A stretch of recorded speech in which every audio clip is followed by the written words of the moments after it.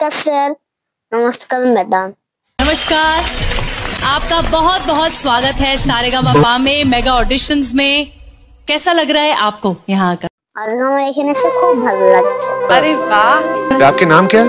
আমার নাম হচ্ছে ম্যাডাম নিমাই। कहाँ से आप? মিসেস অনেক দূর, কলকাতা থেকে মায়াপুর থেকে।